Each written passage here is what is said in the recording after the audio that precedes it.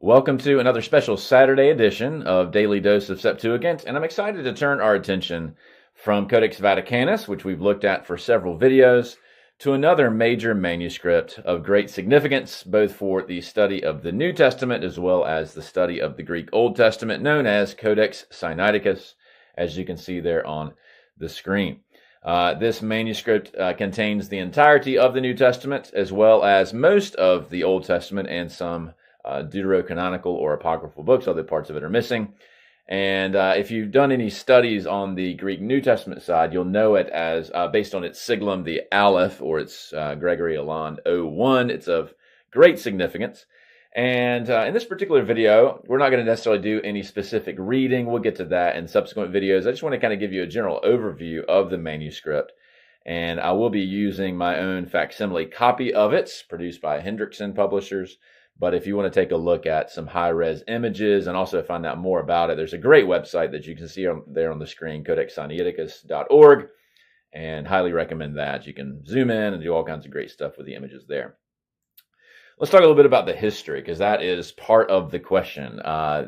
Pinning down exactly how this manuscript came to public light is kind of half the battle, and there's lots of rumors about how it was found and claims that it was about to be burned and it was rescued and so forth. But as far as we can tell over the past several decades, as historians have tried to put together the story, here's the basic set of facts as we know them. But again, even some of these are disputed. The Codex draws its name, or at least its current name, it went by a different name originally, from the Sinai Peninsula where it was found. And specifically, it was found in the St. Catherine's Monastery, which you see there on screen.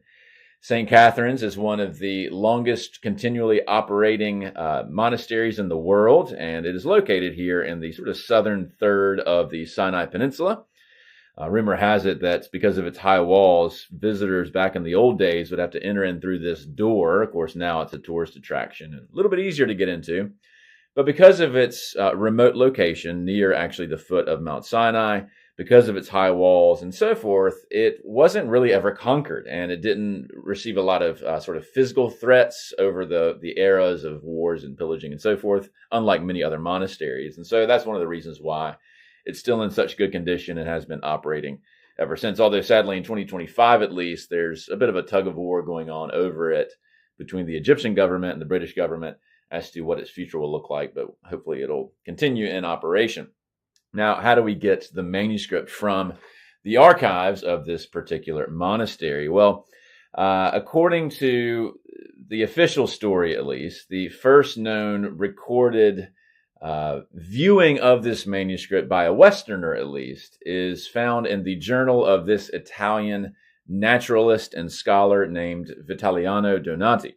And in his travel journal from 1761, he claims to have visited this monastery and seen a beautiful, square-shaped, well-produced Bible parchment with a certain style of handwriting from amid the archives. And so there does remain some debate about whether that actually is Codex Sinaiticus or something else. The general consensus is that he's probably describing what we now know as this particular manuscript. But more famously is the discovery about 80 years later by Constantin von Tischendorf. In 1844, this significant German scholar, well known for his text-critical labors, he was kind of a Indiana Jones of his day, traveling around the Middle East, finding manuscripts in other places.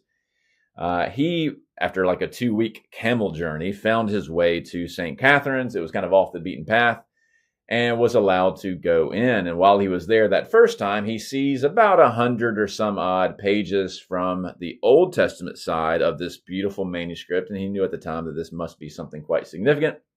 And he was able to negotiate, essentially borrowing about 40 of these leaves or pages to take with him back to Leipzig, where he very quickly published them. In 1845, the next year, another scholar named Porfiry Uspensky also viewed the manuscript and took some of the pages back with him to St. Petersburg. In 1853, Tischendorf goes back, gets a few more fragments, and then in his final visit in 1859, he was actually on official business by Tsar Alexander II.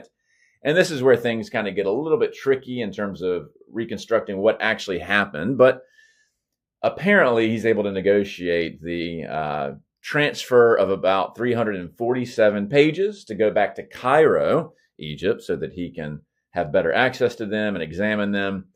He was able to apparently negotiate a loan to take that from Cairo back to Russia with him, but there's also the existence or alleged existence of some sort of disputed letter claiming that the people running St. Catherine's actually intended to give this entire manuscript to the Tsar, and that part is still debated. Whatever the case, in 1859, Russia got the bulk of the pages of this manuscript, and Tischendorf, to much fanfare, published a facsimile of it in 1862, and in due course, by 1869, there was official paperwork that sort of legitimized the transfer from the archbishop there in the Sinai Peninsula over to the Russian officials.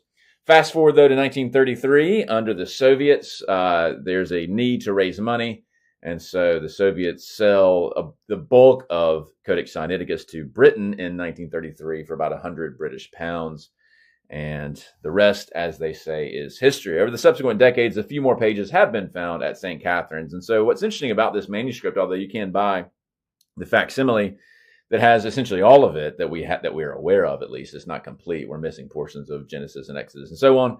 But the fragments and the different pieces are found across actually 4 institutions. The bulk is the British Library, where you can see it on display. A certain chunk of it is still at the University of Leipzig. Portions of it are still actually in St. Petersburg in the National Library of Russia, and then you have a few remnants still actually at St. Catherine's Monastery. And they have a sort of mutual agreement to facilitate the study of the manuscript. Either way, it's quite complicated in terms of its history. That's essentially what we know. Of course, there's a lot of other rumors and other unsubstantiated claims, but that's sort of the basic facts of how it gets from the southern Sinai Peninsula in the early 1800s to ultimately mostly in Britain by 1933. Well, here's what the basic layout of the manuscript kind of looks like, a good representative page. You'll notice, in contrast to Vaticanus, Sinaiticus, in most portions, excluding poetry, is actually 4 columns. 1, 2, 3, 4. Nicely justified there and well laid out. And that's pretty common for these mega majuscule manuscripts. And if we zoom in just to kind of look at a few features, this page is actually from arithmoi, and arithmoi is numbers. And so we don't have some of the opening books of the Old Testament. They perhaps were used as binding in other manuscripts or were otherwise lost. And you'll see that this script here is a nice biblical majuscule, as we call it. The letters are rather blocky, although, of course, the standard round letters like Omicron and Theta and so forth are round. But in essence, the letters you're trying to fit them in these imaginary lines. And so it's often called sort of a square script or a uncial script. Very, very similar to Vaticanus in basic style. Many times the horizontal lines will be quite thin and the vertical lines will be much thicker, as you'll see. And we'll get a feel for that as we take a look at it. Couple other things to point out. Sinaiticus is a very well worked over manuscript. And this is true both in the Old Testament side as well as the New Testament side. It was not only copied by multiple scribes, but it was revised, corrected, and so forth by another chain of later scribes at various points in times. And so you'll often see, probably a bit more than you see in Vaticanus and some other manuscripts, you'll see these marginal comments and text critical corrections. This one has a little siglum here that points you earlier in the text. Some of the things that we've seen before, or some other examples. If you go over here on the other side of the page, you'll see that some of the pages are nice and clean. Some pages are much more damaged. But again, we'll see things like deletion dots here and so on. So we'll get into some of that down the road. We can flip to a different page. This is actually from Isaiah 5 and 6. And so a bit of a cleaner page, at least by the looks of it. But again, you still see marginal comments here. This is a text critical correction added to the top by the scribe, kato emblepsantai kai there, so added somewhere into the text. A few other things to notice. You'll see some paragraph numberings here. We saw those in Vaticanus. And so this one on the left is, lambda equals 30. And so this one is 31. Lambda alpha, lambda beta, it would be 32. Lambda gamma would be 33, and so on. Much smaller chunks than, of course, our standard chapter numbering.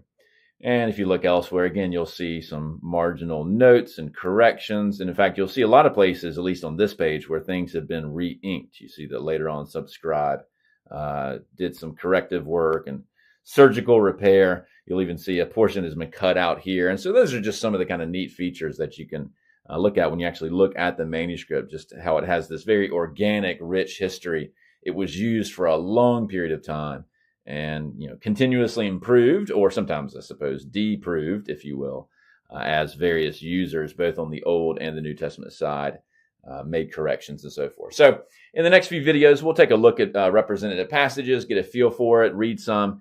But for today, just wanted to sort of give you the lay of the land as to what this looks like and its history and significance. So stay tuned for more down the road.